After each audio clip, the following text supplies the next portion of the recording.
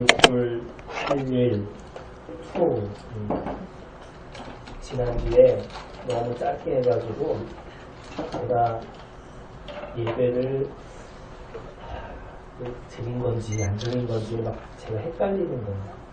그래서 일주일 동안 끙끙끙끙 앓았습니다.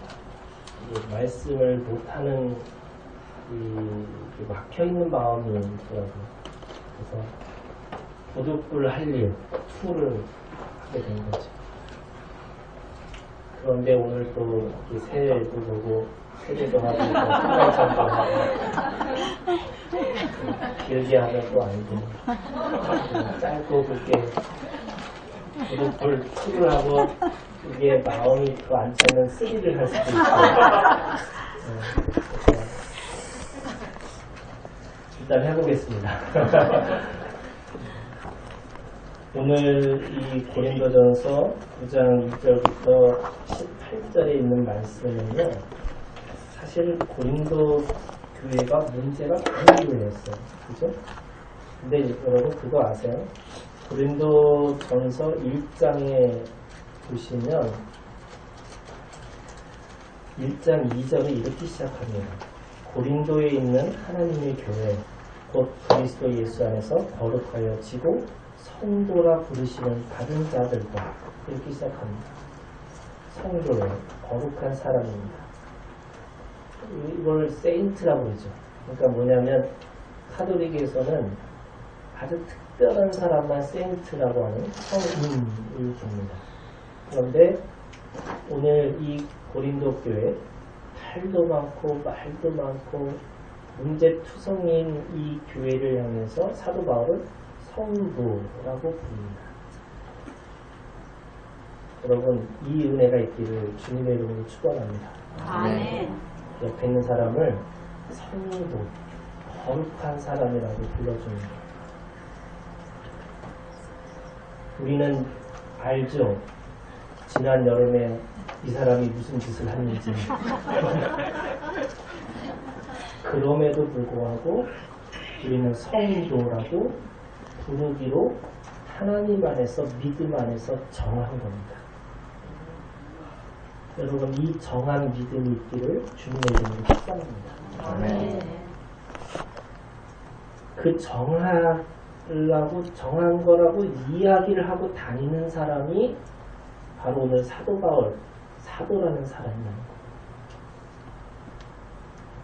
오늘 말씀에 보면 이 9장에 보면 자기가 사도인데 사도 대접을 못 받습니다. 여러 가지 이유가 있어요. 12제자의 사도 바울은 들어있지 않습니다. 이게 아주 치명적인 겁니다. 무슨 말이냐면 적어도 정규 신학교를 다녔어야 되는데 이상한 학교를 나온 느낌, 뭐 이런 겁니다. 거기다가 사도 바울은 예수님을 믿는 사람들을 죽이려 다녔던 사람입니다. 특별히 스데반이 돌 맞을 때 사도 바울은 옆에서 옷을 지키면서 돌 맞는 것에 대해서 지지했던 사람입니다. 그러니까 모든 사람들이 의심하죠. 저 사람이 진짜 바뀌었을까? 그런데 어느 날 갑자기 180도 삶이 바뀝니다. 그리고 예수를 믿으라고 사람들에게 전하고 다닌다고 이야기를 듣습니다. 그런 사도 바울을 사람들이 반신반의하는 거죠. 믿는 것 같은데 안 믿을 수 있을까라고 계속 의심의 눈초리가 있는 겁니다. 이 아주 결정적인 이 자신에게 있어서 경력이죠. 경력. 여러분 이력서를 쓸 때 자기가 못한 거 잘못된 거 쓰고 싶은 사람이 있겠습니까? 얼마나 자기가 화려하고 얼마나 하나님 앞에서 내가 괜찮은 사람인지 쓰고 싶은 거죠. 그런데 사도 바울은 그렇게 쓸 수가 없습니다. 그러니까 모든 사람들에게 사도 바울이라고 하는 존재는 사도라고 하는 이름에 대해서 의심할 수밖에 없습니다. 그런데 오늘 이 고린도전서 9장에 보니까 사도 바울은 나도 사도다라고 얘기하고 있는 거예요. 그리고 자신이 가지고 있는 권리도 있다는 거예요. 그런데 그 권리를 사용하지 않았다는 거예요. 왜?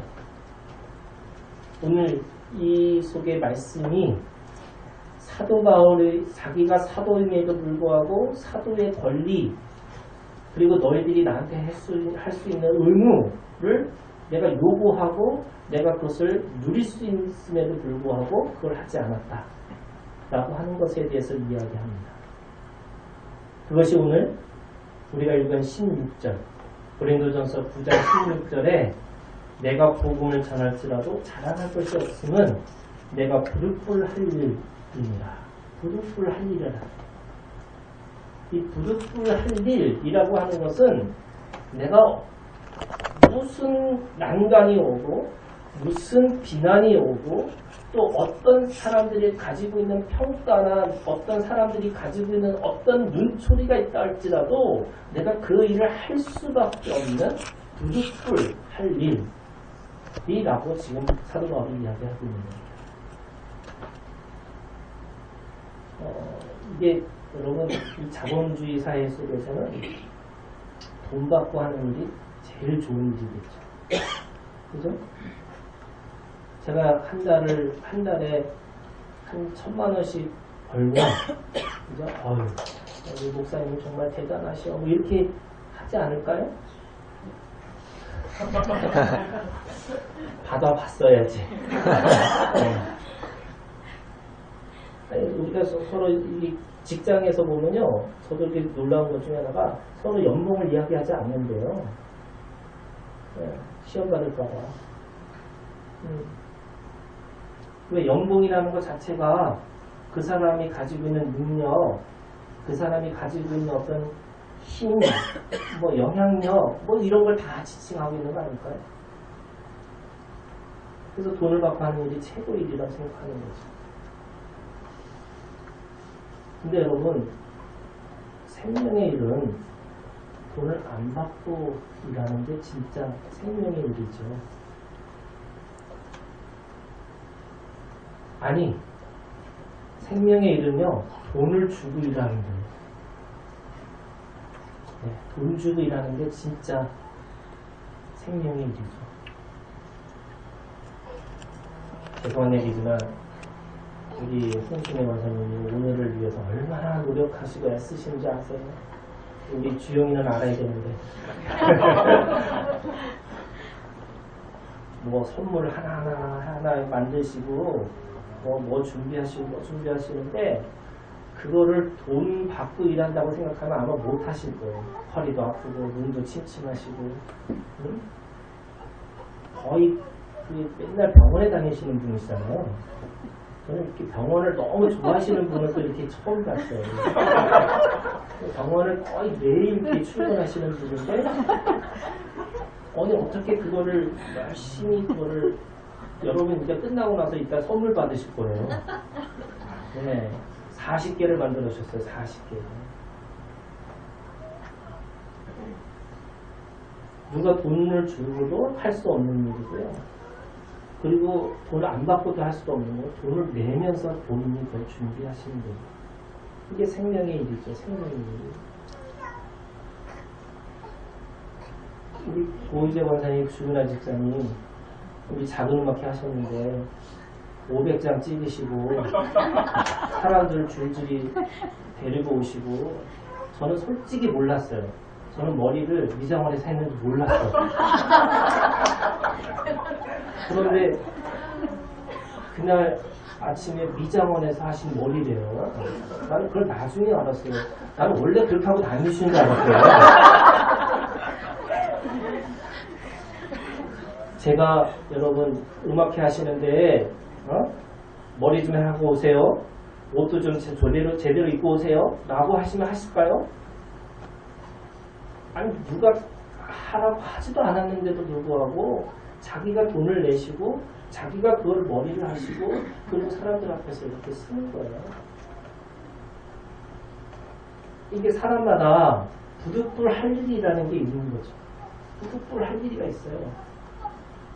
누가 뭐라 그래도 내 몸이 막 쑤시고 아프고 막 이래도 제가 제일 놀란 것 중에 하나가 저희 아내가 아침에 아이들 위해서 밥을 하는 게 놀라운 거예요. 이게 진짜 놀라워하시네. 진짜 놀라워하는 게 이쪽 보고 얘기해주네.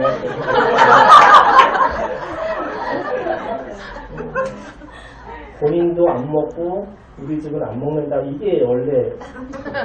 네. 근데 일어나서 아이들 위해서 밥을 해주는 이게 부득불 할 일이라는 거죠. 여러분 우리들의 인생에서 저는 그런 거예요. 본인도 모르게 부득불 할 일이라고 하는 것이 있는데 오늘 사도 바울은 뭐라고 얘기하냐면 그 부득불 할 일 때문에 이런 거죠. 어떤 사람은 내가 너한테 어떻게 했는데 라고 다시 그 부득불 할 일을 하고 나서 원망하고 불평하는데 어떤 사람은 내가 그것에 대해서 권한이 있음에도 불구하고 안 한 것이고 내가 그것이 안 한 것뿐만 아니라 내가 그거 안 하면 나 죽을 수밖에 없는 존재라고 하는 시각이 관점이 다르다는 거예요. 왜 그럴까? 저는 오늘 이 말씀 속에 바로 예수 그리스도의 사람, 저는 이 고린도전서 1장 아까 읽었던 2절에 있는 말씀에 모든 사람이 성도라는 말씀이 뭘까? 고린도전서 3장 16절에 한번 가보실래요? 여러분 이 고린도전서 3장 16절에 있는 말씀이 오늘 우리에게 주시는 메시지에 어떤 사람은 원망하고 불평하고 어떤 사람은 그럼에도 불구하고 내가 그것을 감당할 수 있고 낼 수 있다라고 하는 힘이 있다라고 하는 차원의 관점의 차이가 뭐냐? 3장 16절에 있는 말씀이에요. 우리 다 같이 16절 17절 다 같이 읽겠습니다. 너희는 너희가 하나님의 성전인 것과 하나님의 성령이 너희 안에 계시는 것을 알지 못하느냐? 누구든지 하나님의 성전을 더럽히면 하나님이 그 사람을 멸하시리라. 하나님의 성전은 거룩하니 너희도 그러하니라. 아멘. 하나님은 하늘에 계신 분이 아니에요.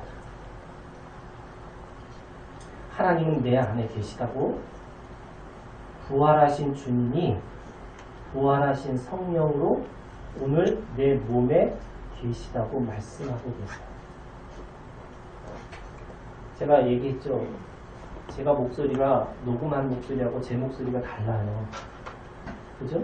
그건 뭐냐면 내가 내 소리를 사실 정확하게 듣지를 못한다는 거예요.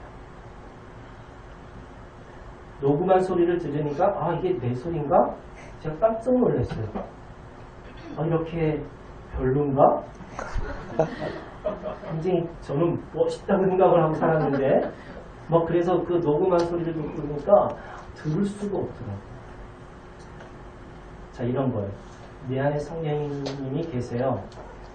그런데 내가 내 안에 내가 많이 있음에도 불구하고 내 안에 계신 성령님을 내가 정확하게 알 수가 없어요. 그러면 그 아는 내가 알고자 하는 성령님 하나님은 어디 계시느냐? 옆에 있는 사람한테 있다는 거예요. 옆에 있는 사람이 하나님의 성전이고 옆에 있는 사람에게 하나님이 임하시고 하나님의 성령이 그곳에 계시다는 거예요. 그래서 아까 성도가 되는 거예요. 사람들은 자꾸 하늘에 뭔가 하나님이 살아계셔서 누구 야야야야야 이렇게 에코주는 소리를 들어야지 하나님 계시다 이렇게 생각하고 착각하고 사는 거예요. 맨날 하나님하고 같이 살고 있으면서 사도 바울이 그 얘기하고 있어요. 내가 왜 부득불 할 일이라는 게 왜 원망하고 내가 그것에 대해서 불평하지 않느냐? 오늘 세 가지의 관점이 있어요. 첫 번째 뭐냐면 자기는 그것을 할 수밖에 없는 사명을 가지고 있는 사람이라는 거예요. 왜? 바로 그 사명이라고 하는 것이 내가 누군가에게 목적 있는 삶으로 끌려갔고 뭔지 모르지만 당신들 안에 하나님이 그 안에 계시고 진리가 그 안에 계시고 그런데 그것이 내가 당신들에게 함께 나눠줄 수 있는 최고의 복이다. 자, 이게 권리를 얘기하면요. 자꾸 자기가 부족하다는 뜻이에요. 나 이게 뭔가 부족하다. 나 부족해. 그런데 그리스도의 사람은, 사도 바울은 부족함이 없는 사람이에요. 저는 이거를 제 마음에 하나님의 성령이 꽉 차셔서 충만케 되어졌다는 거예요. 충만케 되어진 거예요. 내 잔이 넘치나이다. 내 마음이 넘치나이다. 사울 왕이 자기의 사람들에게 자기에게는 천천히고 다윗은 만만이라고 하는 소리가 마음속에 들어가 버렸어요. 그러니까 인생이 뭐 하는 사람이에요? 다윗을 죽이려고 하는 인생으로 끝나는 거예요. 내 마음이 하나님으로 충만케 되어지고 내 잔이 넘치나이다라고 하는 내가 복 있는 사람이 되어버리면 원망과 불평이 아니라 내가 무엇인가 나눠줄 수 있을까를 생각하고 살아가는 사람이라는 거예요. 저는 여러분 이 믿음이 있기를 주님의 이름으로 축원합니다. 아멘.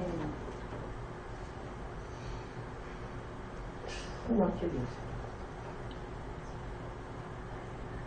여러분 그런 거 있잖아요. 어떤 사람을 만나면 마음이 충만케 되어지는 게 있어요. 우리 홍순혜 권사님이 제 이름을 다 잊어버렸어요. 우리 성도님을 만나면 마음이 충만케 되어진대. 너무 좋대.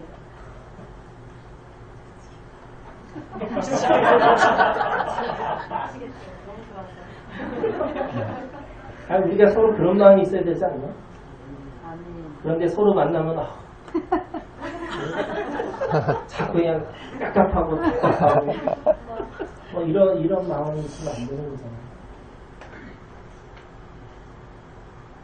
하나님이 사도 바울에게 주신 마음이 저는 그런 마음이에요. 자기는 복 있는 사람이다. 자기는 복 있는 사람이기 때문에 복을 쫓아서 살아가는 인생이 아니라 복을 받을 수밖에 없는 사람을 향해서 함께 동행하는 사람으로 살았다는 거예요.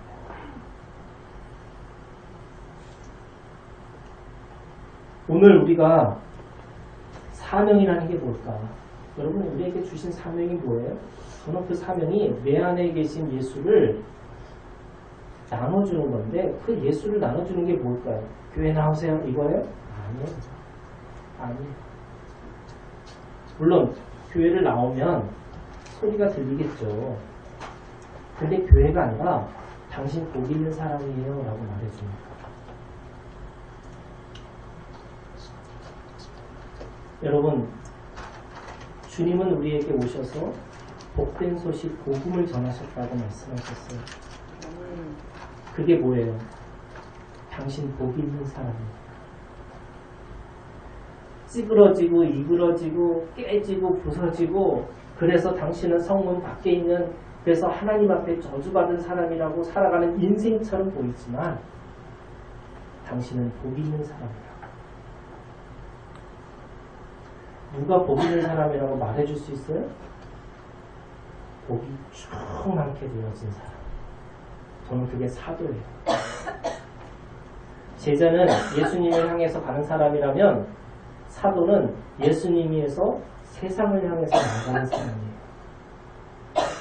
그럼 우리는 어차피 세상에 가서 살 수밖에 없는 우리의 존재라면 내 마음이 예수의 마음으로 충만케 되어져서 세상에 향해서 당신 복 있는 사람이라고 전할 수 있는 능력이 우리의 입술이 되어져야 되는 거죠.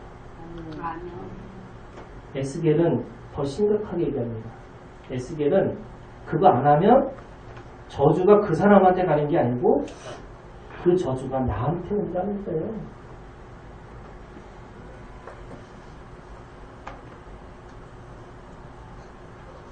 리즈 하월즈라고 하는 중국 지도자가 있습니다. 이 사람이 세계 2차 세계대전이 벌어지는데 어느 독일에서 전쟁을 하고 있는 그 전쟁을 하면서 자기가 기도를 해요. 그 전쟁의 싸움이 화력의 싸움이죠. 총과 총이고 대포와 대포끼리 싸우고 있는데 리즈 하월즈에게는 그게 영적 전쟁이에요. 거기에서 지고 이기는 것은 리즈 하월즈의 기도의 능력이라고 생각하고 기도의 책임이라고 생각해요. 여러분, 책임진다는 말이 얼마나 무서운 얘기인지 아세요? 뉴스에 보면 우리가 늘 비난하고 비판할 것밖에 없어요.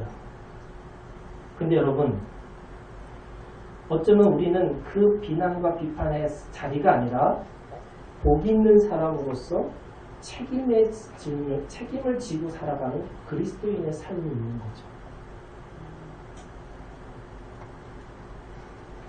예수계는 그거에 대해서 얘기합니다. 예수계 선지자가 하나님한테 받은 그 계시는 그거예요.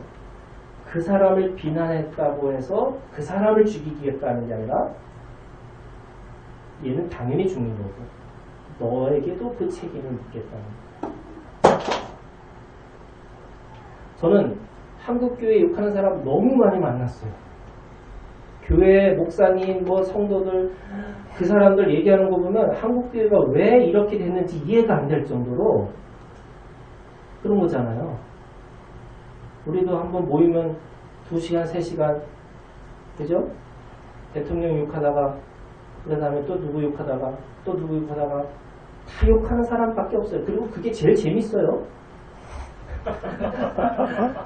그게 제일 재밌어. 남 욕하는 게 제일 재밌지 뭘. 당신은 사랑받기 위해서 태어났으면 이거보다 그런 거 아니에요? 욕하는 게 제일 재밌어. 그런데 여러분, 욕하는 것 자체가 어쩌면 오늘 우리에게 있어서 사도의 책임을 갖고 있다면 오늘 우리의 책임을 물으시겠다고 말씀하고 있는 거예요.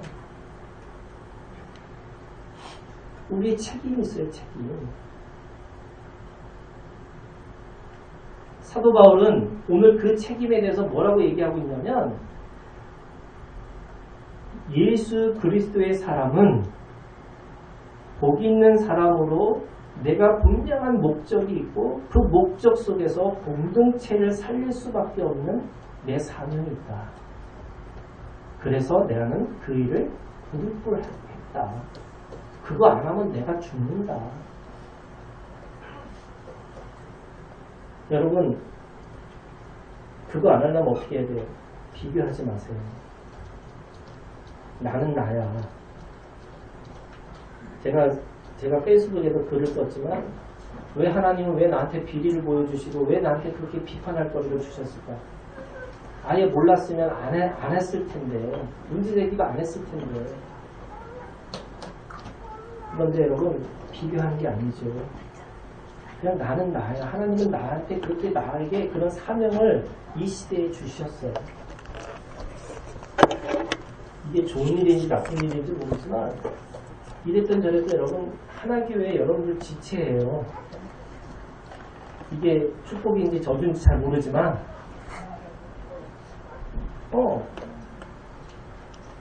축복이기를 주님의 이름으로 축원합니다. 다들 신경하는데 좀 가만히 있는 교회에 좀 뭔가 이렇게 그냥 은혜가 있고 그러면서 이렇게 뭔가 이렇게 샤시하는 교회가 있어야 되는데 우리 교회는 우리 교회야. 이게 여러분들이 하나님 뭔지 모르지만 우리의 지체로 세우셨고 함께 그렇게 가라고 말씀하고 계십니다.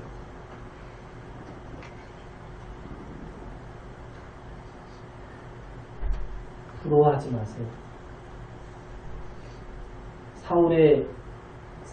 사울 왕이 왜 하나님 앞에 무너졌느냐? 다윗이 부러웠어요. 다윗에게 비교했어요. 사울 왕은 똑같이 다윗처럼 용모가 준수했고 하나님이 그를 첫 번째 왕으로 세우신 사람인데도 불구하고 왕이 되고 나서 늘 비교하고 부러워했어요. 그리고 그 안에서 뭔가 혼자서 뭔가 그것을 결정하고 뭔가 해보려고 합니다. 하나님은 우리에게 비교하지 말라고, 부러워하지 말라고, 혼자 있지 말라고. 이게 뭐예요? 하나님은 우리에게 절대 자존감에 함께 누리고 이룰 수 있는 공동체 교회를 허락하셨다고 말씀하고 있습니다. 저는 오늘 이 말씀 안에서 하나님이 우리에게 주실 부득불 할 일이 있어요. 어쩌면 그것이 내가 돈을 더 내고 할 일이고 내가 더 희생하고 헌신할 수밖에 없는 할 일이 있어요.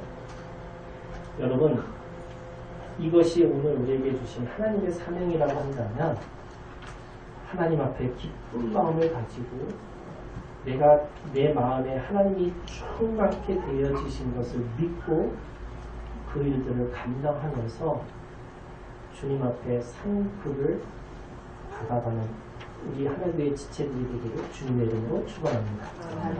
기도하겠습니다.